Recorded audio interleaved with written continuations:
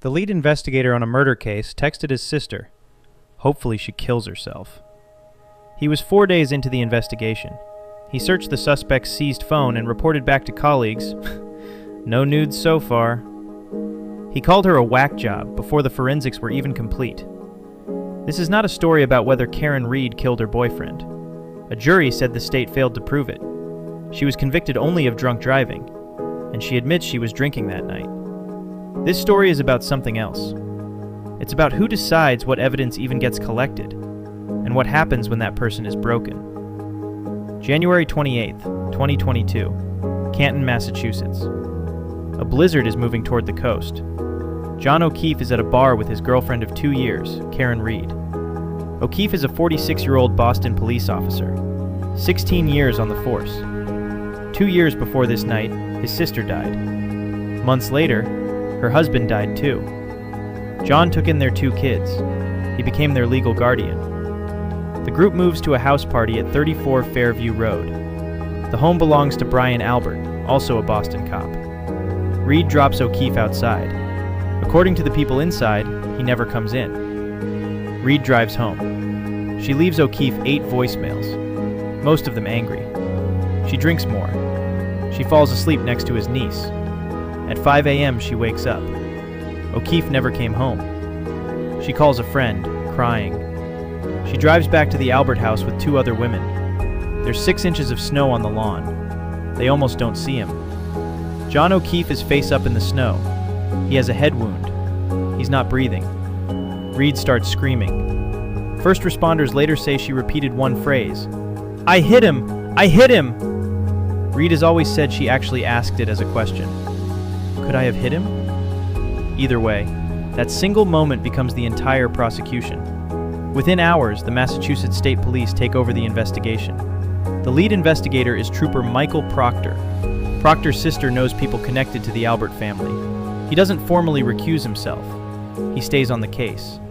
What Proctor does disclose, eventually in court under oath, are his text messages. Day 1 of the case, texting colleagues about Reed, "She's a whack job." Texting about her appearance, "She's a babe. Weird Fall River accent though. No ass."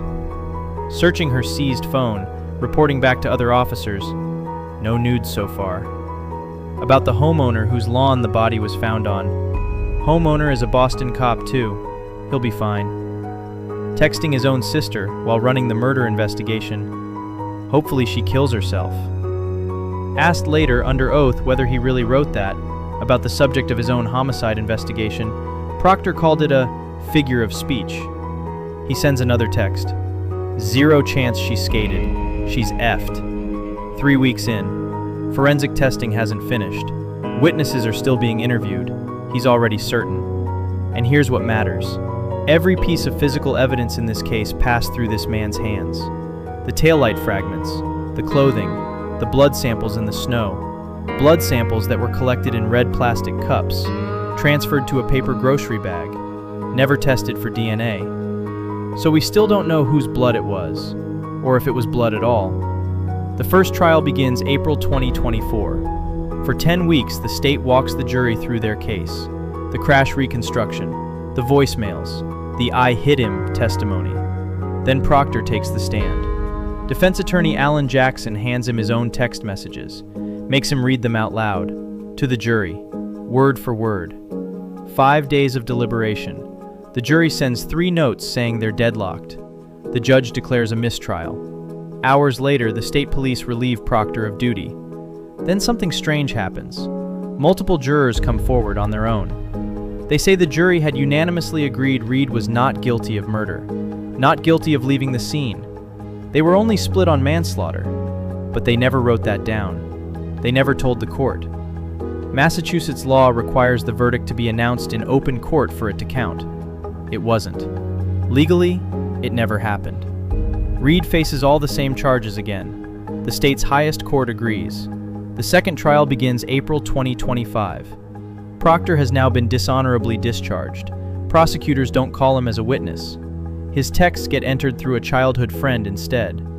Federal investigators had separately hired biomechanical experts to test the crash theory. Their conclusion?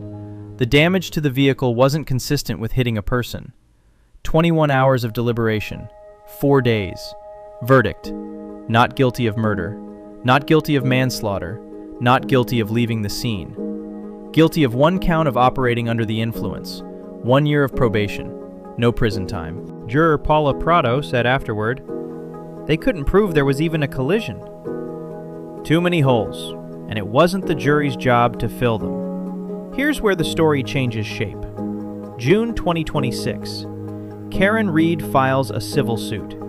Buried inside it are thousands more text messages, pulled from Proctor's phone during an unrelated murder investigation. These don't go back weeks, they go back to 2013, 9 years before John O'Keefe died. According to the lawsuit, in one message about a car crash involving a black driver, Proctor allegedly texted a fellow officer, "Take your time, let them die." Another, the lawsuit alleges, Hitler was really onto something. Another, allegedly referring to a Massachusetts town with a significant Jewish population, "Too many Jews. We really should keep them in a concentration camp." These are allegations from a civil complaint. Proctor has not been criminally charged for any of these texts. His attorney says they have no bearing on the Reed investigation. But the head of the Massachusetts State Police called the messages entirely inconsistent with any basic standard of decency. Here's the part you may not have heard. The Massachusetts Public Defender's Office is now demanding records of every case this man ever investigated. Open cases, closed cases, people still in prison. Because if his bias touched Karen Reed's case, it touched others. Most of those defendants don't have a viral movement behind them. They don't have a celebrity defense team. They have a public defender and a jury that trusts the investigator. Here's what I keep thinking about. A jury didn't acquit Karen Reed because she proved her innocence. She didn't have to. That's not how it works. They acquitted her because the state's case rested on an investigation they couldn't trust. And we only know not to trust it because Proctor put what he thought in writing. If he'd been better at keeping it in his head, the texts wouldn't exist. The defense couldn't have used them. The jury would have seen the same physical evidence, same voicemails, same "I hit him," same crash reconstruction, same crime scene, same forensic gaps, possibly a very different verdict. Because the bias would have been hidden, not typed. I'm not going to tell you what to think about Karen Reed. 2 juries couldn't reach a verdict on whether she caused John O'Keefe's death. And I'm not going to either. But every criminal trial assumes one thing the system never proves, that the people who built the case actually wanted to find the truth. When that assumption fails, everything downstream of it fails too. And it almost always fails quietly. If this changed how you think about police investigations, the next case is worse. He served years for it. Subscribe so you don't miss it. One question for the comments. If you were on Reed's jury, would Proctor's texts have changed how you read everything else in the case? Or were they irrelevant to what happened that night? Tell me below.